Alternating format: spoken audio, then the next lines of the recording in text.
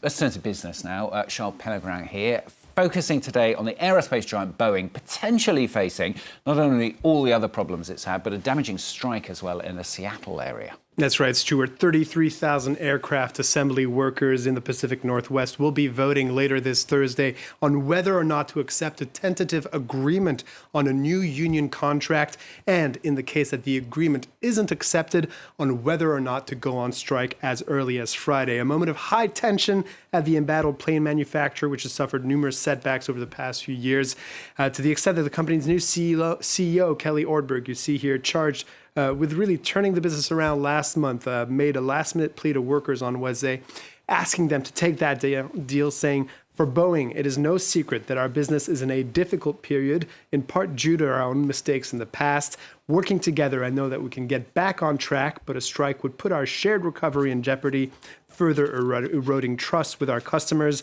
and hurting our ability to determine our future together." So what's in the tentative agreement, and what are the sticking points then? Well, the agreement which the union is recommending that workers actually accept would lead to a 25% wage hike over the next 4 years, improved healthcare benefits, an increase in how much Boeing contributes to employee 401k retirement accounts, and a commitment to have the next commercial Boeing plane manufactured in the Seattle area instead of in Boeing's other plant in South Carolina, which is staffed by non-union workers. But there's a lot of resentment among the work base there, especially about previous concessions that were made and mismanagement at the company.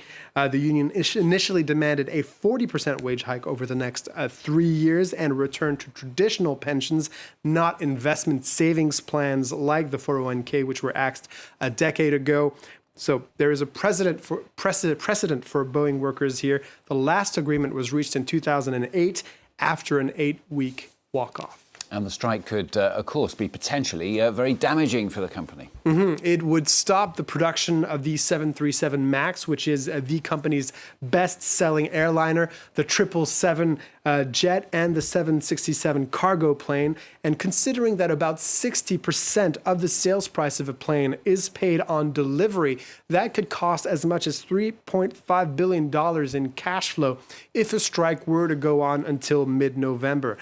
This comes as the company's reputation has been battered over the past few years, with 2 lethal crashes in 2018 and 2019, killing 346 people because of flight control failures, and these product safety really still being an issue earlier this year when a panel blew off a 737 MAX. The problems in its defense and its space operations as well have meant the company had a net loss of $1.44 billion in the last quarter. So shutting down production in the Seattle area would really only add to these woes.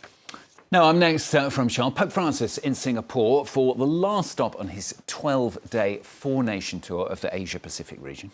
In an address at its national university, the ailing 87-year-old pontiff made a special plea to Singapore's leaders to pay migrant workers a fair wage. The Southeast Asian city-state is a paragon of modernity and affluence, but it relies on more than 1 million foreign workers, many of whom toil for low wages under conditions that leave them vulnerable to abuse and exploitation.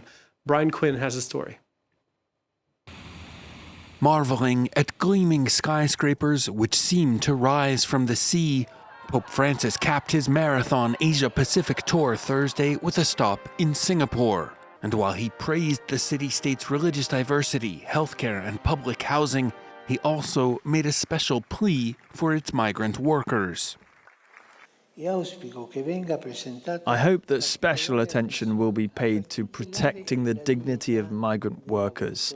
These workers contribute a great deal to society and should be guaranteed a fair wage.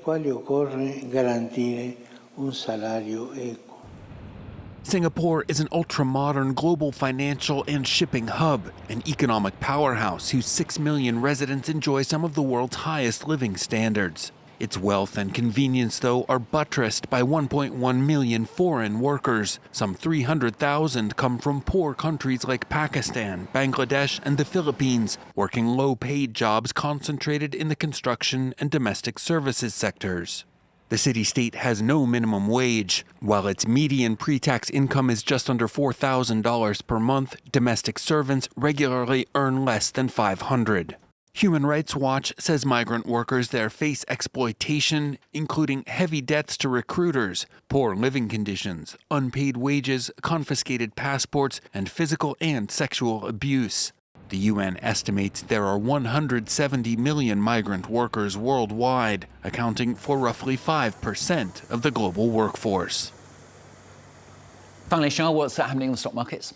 Well, let's take a look at the situation in Europe at the open. Major bourses there are in the green as investors await a key decision from the European Central Bank. Later in the day, the ECB expected to cut its key interest rate by 25 basis points after cutting them for the first time since 2022 back in June. That rate then helps to price all sorts of loans and mortgages, and it really has a huge impact on investor decisions. You can see the FTSE in London up over 1.25% higher at the open.